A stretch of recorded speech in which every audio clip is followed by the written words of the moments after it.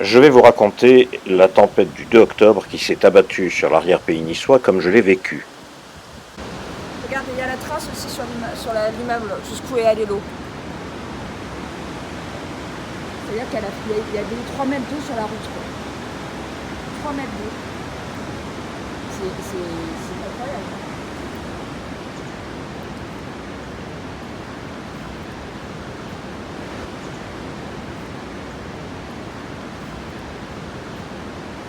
Au petit matin, la situation était absolument incroyable. La vallée de la Royale et ses places, un véritable spectacle de désolation.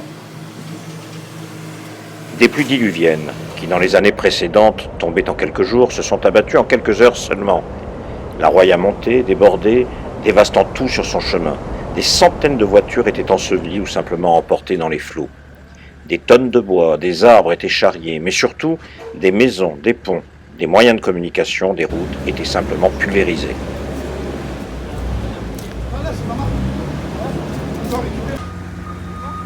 En quelques heures, la vallée de Breillatende en passant par Fontan et d'autres petites communes était défigurée. Et ça fait des centaines d'années, au moins 200 ans qu'il existe. Moulin à huile et moulin à farine. Et là, l'eau est rentrée chez Jocelyne Fiocchi, c'est arrivé jusqu'à sa terrasse. L'eau part tirer, hein. Ouais, mais il y a trop d'eau, ça revient. Tu penses ça revient? Non, mais la débouché dessous. On entend dire que les Français sont égoïstes, individualistes, qu'ils ne pensent qu'à eux. Eh bien non, ils sont solidaires dès que la situation l'exige. Bah là, ça sera pas, c'est bloqué par les... Moi, je me sens con avec l'appel. La solidarité, c'est ça.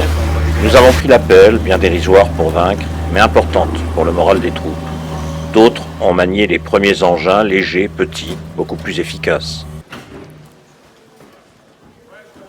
Et puis, nous nous sommes retrouvés dans le gymnase, transformé en hangar, pour récupérer habits, nourriture, et puis pour trier afin de redistribuer à ceux qui avaient perdu beaucoup, à ceux qui même avaient tout perdu. Ça, c'est pour nous, ça.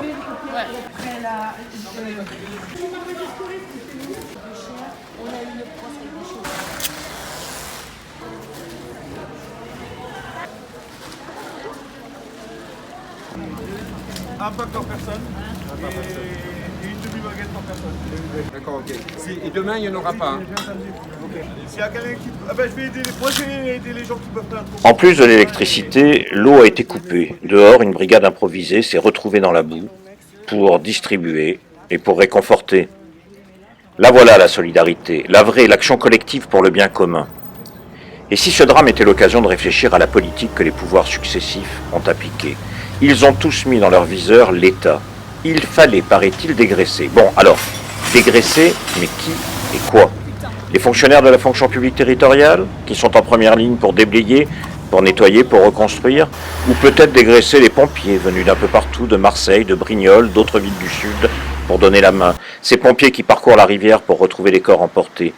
Ces pompiers, matraqués hier sur ordre, parce qu'ils revendiquaient un droit à la retraite décente, comme la plupart des Français.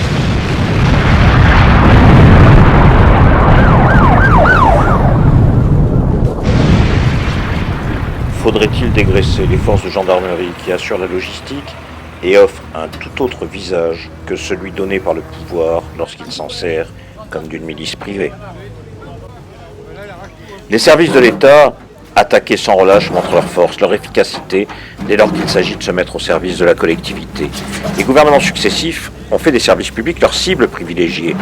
Avec le Covid, le scandale de la situation hospitalière a éclaté. Avec ce drame, il est question du train, par exemple, dont les lignes ont été supprimées alors que tout le monde fait mine d'en découvrir aujourd'hui l'utilité pour assurer la liaison avec des communes isolées. Il y a dans le département des barrages et centrales hydroélectriques de première importance. Eux aussi sont menacés par le gouvernement, conformément à la volonté de l'Union européenne, qui désire les faire passer sous le joug du privé, privilégiant ainsi la rentabilité financière au détriment de l'intérêt général et de la sécurité. Emmanuel Macron est venu sur les lieux du drame. Oh, son discours n'a pas surpris, il était attendu, au mot près. L'État sera au rendez-vous, a-t-il asséné avant de promettre plusieurs centaines de millions d'euros pour la reconstruction.